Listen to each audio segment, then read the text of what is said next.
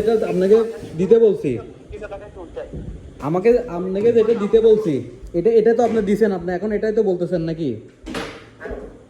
আমি আপনাকে দিছি কত, জেরক্সের 128, এই 328, জেরক্সের 328, তাই তো? আপনিও দিছেন জেরক্সের 328। এটা আপনি বলতেছেন শিওর, আমি বলতেছি শিওর না। এখন এটা বলতেছেন আমি যদি প্রমাণ করতে পারি আপনি আমাকে 5 লাখ টাকা জরিমানা দিবেন, আর আমি ইনপোর্টার জরিমানা দিবে, আর আমি হলে আমিও 5 লাখ টাকা দিব, আমিও 5 লাখ টাকা দিব, বুঝছেন? এখন কথাটা আপনি বলছেন, আমি কিন্তু বলি নাই, আপনার কথাতে আমি কথাটা রিপিট করলাম আর কি। আচ্ছা,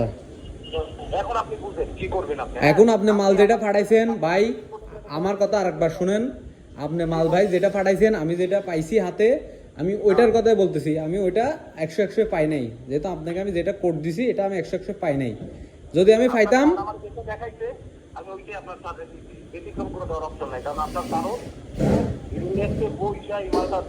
আচ্ছা আপনার জেরক্সের কোম্পানি যখন মালটা সেল করে, জেরক্সের আপনি সিল স্বাক্ষর থাকবে না, তো সিল স্বাক্ষর গুলো কোথায়? সিল স্বাক্ষর থাকে না, জেরক্সের কোনো সিল স্বাক্ষর থাকে না, না? এটা কি বাংলাদেশে দেয় এই সিলগুলো, নাকি ওই আপনার বাইরের থেকে যখন সিটগুলো আসে তখন বাইরের থেকে দেয়, নাকি বাংলাদেশে? জি জি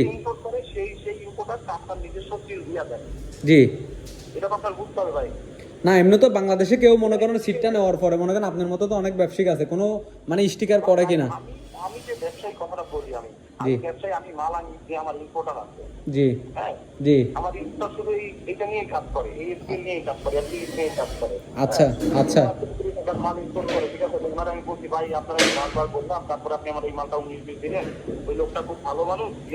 আচ্ছা আচ্ছা। এখন ভাইয়া ওনার বাসায় ইন্টেরিয়াল আমি করতেছি, বুঝছেন? আমি হয়তো ইন্টেরিয়াল ডিজাইনার, বুঝছেন? এখন হচ্ছে বোর্ডটা অনেকদিন পাচ্ছি না, বা এটা বোর্ডটা চায়না থেকে আবার আসবে, আমরা কাজের অপেক্ষায় আছি। আপনার থেকে পাইছে মালটা আলহামদুলিল্লাহ ভাইয়া, শুনেন আমি যখন শুনছি আপনার থেকে মালটা পাইছে আলহামদুলিল্লাহ, এখন মালটা আমি হাতে পাওয়ার পরে তো আমার কোডটা মিলতেছে না, বা কোড মিলতেছে না, বা ফাইবার মিলতেছে না, তখন আমি কি করবো ভাইয়া বলেন? এখন আপনি বলতেছেন মালটা 100 মিলবে।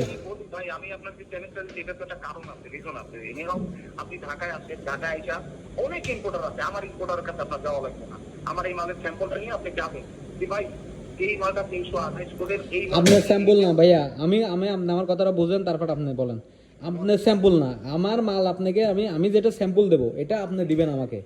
কত হচ্ছে এটা? আপনাকে এভাবে অর্ডার দিছে কিনা আমার সাহেবে, বা আমি তো অর্ডার দিই নাই আপনাকে। আমি অর্ডার দিলে আপনাকে আমি শিওর বলতাম ভাই আমি আপনাকে স্যাম্পল দিছি, স্যাম্পল অনুযায়ী মাল দেন। এখন উনি কি অর্ডার দিছে এটা উনি জানে। আমার একটু বলতে দেন। জি, আপনার সাহেবে আমাকে মাল দেখাইছে, তারপরে আমি ওনাকে পরিচয় করে দেখাইছি যে স্যার এটা, উনি বলল হ্যাঁ এইটাই। উনি কি 328 নাম্বার কোনো কোড নাম্বার বা এরকম কোনো কিছু দেখাইছে আপনারে? জি বলেন বলেন।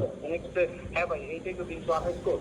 পরে আমি ভুলে 200 করে দেন, আমার 320 না ভাই 328। তারপরে আমি যে ইম্পোর্টার ভাইকে কল দিচ্ছি, ভাই 328 বারবার চেক করছি, দেন আমার ব্যাংকে পর্যন্ত লেখা আছে ইম্পোর্টারে 328 নাম্বার কোড। জি বুঝেন জিনিসটা কই যাবে?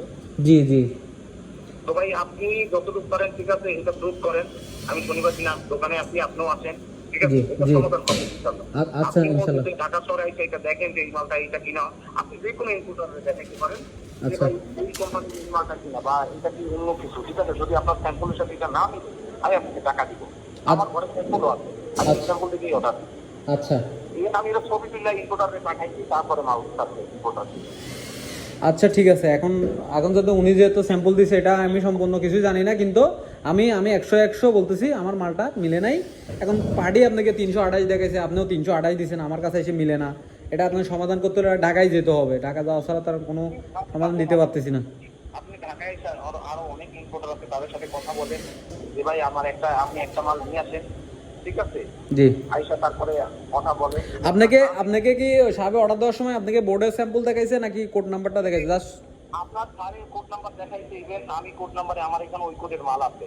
আচ্ছা 28 নাম্বার কোড, এটা আমাদের জেরক্সের মাল, জন্য রেলক্সের মাল। হ্যাঁ, তো আমি আপনার সাথে দেখাইছি, বলতে ভাই এইটাই।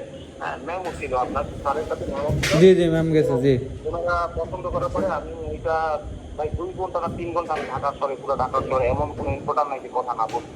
ঠিক আছে, লাস্ট আমার একটা ইম্পোর্টারের কল দিলাম, উনি বলছে ভাই সবাই এই কোম্পানির এই মাল আছে, সেম মালটাই আমার কাছে আছে, আচ্ছা আপনি কোনো টেনশন করেন না। তো সে আমার এই মালটা পাঠাইছে, আমি বলছি ভাই এই মালটা কিন্তু ঢাকার বাইরে পাঠি, খুব ভালো মানুষ, ঠিক আছে, যদি 19-20 হয় ঠিক আছে, এটা তাই আপনার। ভাই সবাই আপনারা কিন্তু আজকে করেন না, ঠিক আছে, এখানে আচ্ছা। আপনি মায়ের কোনো কথা বলবেন না, আমিও কোনো কথা বলুন না, ঠিক আছে, আমাদের কোনো এখানে প্রকৃতি নাই, ঠিক আছে? আচ্ছা তো আচ্ছা এইখানে আমাদের কি কনফিডেন্স, আমাদের কিছু যায় আসে না, ঠিক আছে, আমাদের মাল যেটা আছে আমরা সেটা তো রেখে আমাদের চাই, আচ্ছা ঠিক আছে। জি। আপনি এখানে লুকোচুরি কিছুই নাই, আমি কথা উঠতেই ওনার কাছে না ভাইয়া ওইটা তো সমস্যা না, সমস্যা হচ্ছে আমার মাল মিলতেছে না, এটা আর কি। তাছাড়া তো এখানে মানে জোরাজোরি কিছু না। জি আপনারা কি বলবেন ভাই? একটা মানুষ কতটুকু অনেক শৈলে এই ধরনের কথাবার্তা বলতে পারে ভাই, আপনি ঢাকায় আপনার আমি 5 লাখ টাকা দিই, হ্যাঁ ঠিক আছে। আমার ছোট ছোট এই কথা বলবেন, এখন ঠিক ভাই আছে আপনার ঠিক আছে, আপনার কথাগুলো আমি সব রেকর্ড করে রাখছি, আপনি আমার কথাগুলো রেকর্ড করে রাখিয়েন, ঠিক আছে হ্যাঁ। ঠিক আছে। ওকে।